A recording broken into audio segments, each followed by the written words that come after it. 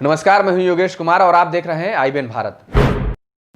आज से 21 साल पहले कारगिल में टाइगर हिल की चोटी पर अपने अदम्य साहस का परिचय देते हुए 17 पाकिस्तानी घुसपैठियों की लाशें बिछा देने वाले शूरवीर लांस नायक शहीद आबिद खां की शहादत पर हरदोई के पाली नगर को ही नहीं बल्कि समूचे जिले को नाज है। हरदोई के पाली नगर के मोहल्ला आबिद नगर में गफ्फार खां और नत्थन बेगम के घर में 4 मई 1972 को जन्मे आबिद महज 16 साल की उम्र में 8 अगस्त 1988 को सेना में भर्ती हो गए थे। जबलपुर में उनकी ट्रेनिंग हुई, जिसके बाद उन्हें डलहौजी भेज दिया गया, जहां से उनकी पोस्टिंग आतंकवाद से ग्रस्त जम्मू कश्मीर में हुई। 1999 में बकरीद पर छुट्टियों पर घर आए आबिद के पास मुख्यालय से पैगाम आया कि देश पर दुश्मनों ने हमला कर दिया है, जल्द वापस आइए। बिना एक पल गवाए अपनी गर्भवती पत्नी फिरदौस को छोड़कर आबिद ने अपनी पोस्ट ज्वाइन कर ली। कारगिल की चोटियों पर कब्जा जमाए पाकिस्तानी घुसपैठियों को खदेड़ने के लिए आबिद की कंपनी को टाइगर हिल की चोटी फतेह करने भेजा गया। 72 जवानों की ये टुकड़ी जब टाइगर हिल पर पहुंची तो बंकर में बैठे दुश्मनों को इसकी भनक लग गई और उन्होंने आधुनिक हथियारों से अंधाधुंध फायरिंग करनी शुरू कर दी। आबिद की टीम के दर्जनों सैनिक शहीद हो चुके थे, कुछ साथी ही बचे थे।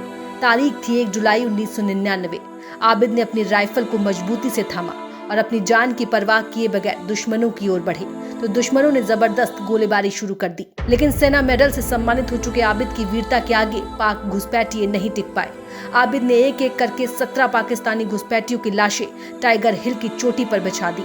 तभी घायल हो चुके आबिद की गर्दन में एक गोली आकर लगी, जिससे लांस नायक आबिद महज 27 साल की उम्र में मुल्क की हिफाजत करते हुए शहीद हो गए।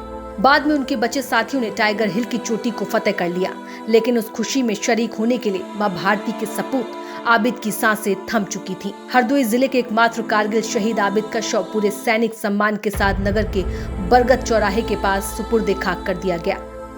21 बरस बीत जाने के बाद भी हर एक जुबां पर आबिद की वीरता के किस्से आज भी ताजा हैं। शहीद आबिद के पिता का इसी वर्ष इंतकाल हो गया, जिनकी इच्छा पर उनकी कब्र भी शहीद आबिद की कब्र के बगल में ही बनाई गई। फिलहाल इस शहीद स्मारक सौंदर्यीकरण की राह ताक रहा है। कारगिल शहीद आबिद का एक भाई जाबिद गुजरात में कारोबार करता है, जबकि दूसरा भाई खालिद, जो अपने दम पर सेना में भर्ती हुआ था, मार्च 2020 में सेवानिवृत्त हो चुका है। देश की हिफाजत करते हुए अपने प्राणों की न्यौछावर करने वाले लांस नायक आबिद खां की मां नत्थन बेगम और भाई खालिद ने बताया कि उनकी करीब 2.5 बीघा जमीन है, जो भारतीय इंटर कॉलेज प्रबंधन के पास है। वे लोग कई बार अफसरों से गुहार लगा चुके हैं, लेकिन उनकी जमीन उन्हें अभी तक नहीं मिली। शहीद परिवार को मलाल है कि उनकी अपनी खुद की जमीन को वापस लेने के लिए दर दर भटकना पड़ रहा है। वहीं शहीद आबिद की पत्नी फिरदौस बेगम व भाई खालिद ने स्मारक स्थल पर गंदगी रहने और उसकी सफाई न होने की शिकायत भी की। उन्होंने कहा कि सरकार से शहीद द्वार बनवाने जाने की मांग भी की गई थी, लेकिन अभी तक उनकी मांग पूरी नहीं हुई। फिरदौस बेगम है, 10 जुलाई को उसकी खबर आई थी उनकी, हमारे हस्बैंड की, और फिर 11 जुलाई को मिट्टी हुई। उसके बाद में मैं अकेली पड़ गई और देखने वाले तो यही मेरे देवर हैं, माँ बाप हैं, सास ससुर, इन लोगों ने देखा। उसके बाद में जो छोटे छोटे बच्चे, तो इनका लोगों का हमें सहारा मतलब देना ही था इनको लोगों को। इन लोगों ने हमारा साथ दिया। उसके बाद में मेरे बच्चे 4 बच्चे हैं, वो पढ़ाई कर रही लड़की, एक लड़की की शादी हो गई चांदफरा की, और आदिल है वो पेट्रोल पंप देख रहा है। सरकार ने पेट्रोल पंप दिया है, बाकी तो कोई सुविधा है। सरकार ने शहीद आबिद के परिवार को सम्मान देने के उद्देश्य से शहीद आबिद के नाम पर पाली नगर में बरगद चौराहे से उनके घर तक जाने वाले मार्ग का नाम शहीद आबिद मार्ग रखा है, जबकि नगर के बाजार स्थित जूनियर विद्यालय का नाम भी शहीद आबिद खां उच्चतर माध्यमिक विद्यालय किया गया और शहीद आबिद खान के मोहल्ले का नाम भी आबिद नगर वार्ड रखा गया। लेकिन आपको बता दें कि नगर पंचायत की लापरवाही के चलते सड़कों, स्कूल आदि पर लगाए गए इनके नाम के पत्थरों के अवशेष तक आज मौजूद नहीं है। इसके अलावा आबिद खां की पत्नी फिरदौस बेगम को रूपापुर के पास पेट्रोल पंप अलॉट किया गया है। सवायजपुर मार्ग पर स्थित कारगिल हीरो के नाम से इस पेट्रोल पंप को शहीद आबिद का बेटा आदिल देखता है। शहीद आबिद खां के भाई शाहिद ने अपनी भाई की शहादत की जानकारी देते हुए बताया कि उसकी जो 2.5 बीघा जमीन है वो आज भी अन्य लोग कब्जा किए हैं, जिसके लिए उसने और उसकी भाभी ने जिला प्रशासन के साथ साथ कई बार सेना के आला अधिकारियों और रक्षा मंत्रालय तक को पत्र लिखे, लेकिन आज तक उनकी जमीन कब्जा मुक्त नहीं हो सकी है। मेरे परिवार में 2 भाई हैं। एक मतलब माता जी हैं। मेरे पिताजी का देहांत 30 जनवरी 2020 को हुआ। शहीद परिवार की सबसे बड़ी समस्या यह है कि शहीद स्थल पर सौंदर्यीकरण किया जाए और शहीद द्वार बनाया जाए।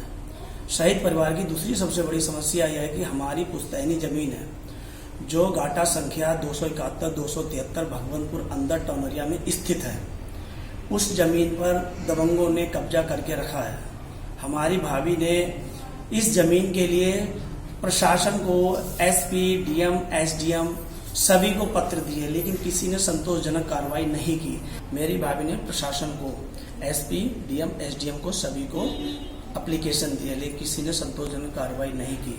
मैंने अपनी ड्यूटी के दौरान अपनी यूनिट से सीओ साहब के द्वारा पैड लिखाकर एसपी, डीएम, एसडीएम को लेटर भेजे, एप्लीकेशन दिए, लेकिन प्रशासन ने एक भी कार्रवाई नहीं की जिसने कि हमारी पुश्तैनी जमीन जो छुड़वा के शहीद परिवार को दिलाई जा सके।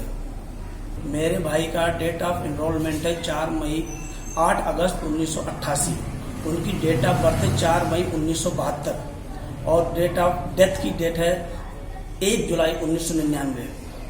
10 जुलाई को यहाँ पे खबर आई थी और 11 जुलाई को उनका अंतिम संस्कार किया गया। जब मेरे भाई की खबर आई 10 जुलाई 1999 की खबर आई थी, उस समय हमारे परिवार में एक दुखों का पहाड़ टूट पड़ा था। उस समय हम आपस में तितर बितर हो गए थे। ऐसा लगा था जैसे कि किसी ने हमारे ऊपर आसमानी बिजली गिरा दी है।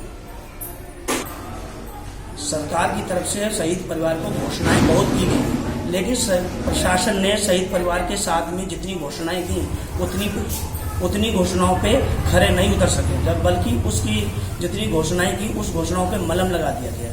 बोला गया कि शहीद परिवार को, छोटे भाई को नौकरी दी जाएगी। उस समय वहाँ डिस्ट्रिक्ट मजिस्ट्रेट बीबी सिंह साहब थे। उन्होंने सबके सामने बोला था शहीद परिवार के भाई को एक नौकरी देंगे, लेकिन किसी ने नहीं सुनी। यहाँ तक कि बोला था कि शहीद के परिवार की बेटी के साथ में जो शादी होगी, उनके परिवार के साथ में जो भी अन्याय होगा स्वयं न्याय दिलाएंगे। शहीद के परिवार को अपना गुजर बसर करने के लिए सरकार ने इतना अच्छा जरूर किया कि उनको एक लाइसेंस दिया जिससे उनका गुजर बसर हो रहा है।